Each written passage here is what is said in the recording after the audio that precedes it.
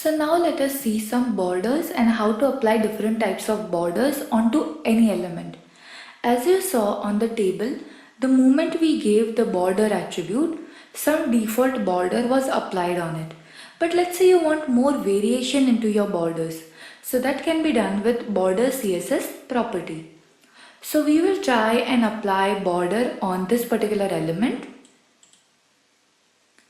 That is this heading. Here we will give a class name saying h1 border, and we will go to our style. We'll write dot h1 border and we will start writing our borders. So very first thing is the style of the border, like how you want your border to appear, because there are so many ways in which you can outline or border the elements. It could be a normal line, it could be lines with dots or dashes. So there are so many borders that you can apply. So we will use the property called border style. The very first border style, which is also default, is solid. So you will see it has been applied. Now let us make it dotted. And it will be a dotted border. Then we have dashed, which will provide a border with dashes, as you can see. Then we have double, which would give it double borders. Then groove,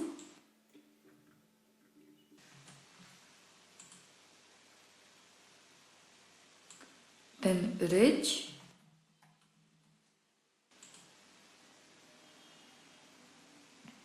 inset,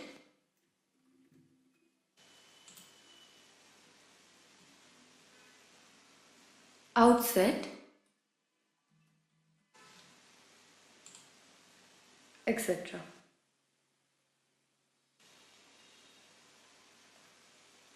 You can also give border as none if you want. And you can also have it hidden.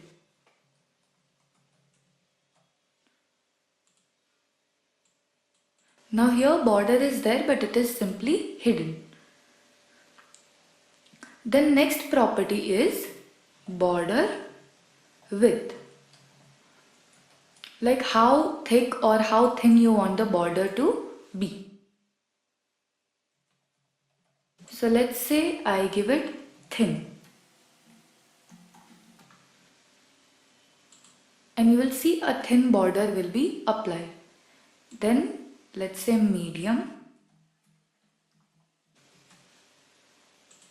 And a medium border will be applied.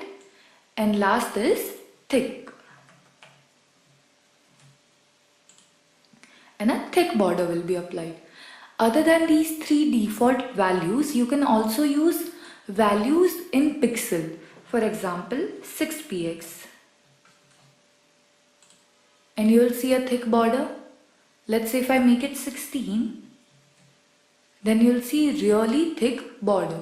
So you can even change this particular styling with help of pixels. Then next is the color of the border, because right now it is coming red, which is the default of this particular element, as we have set it inline here. So you can change the color to anything by either using the color name, the RGB value or the hex value. So I will simply type blue.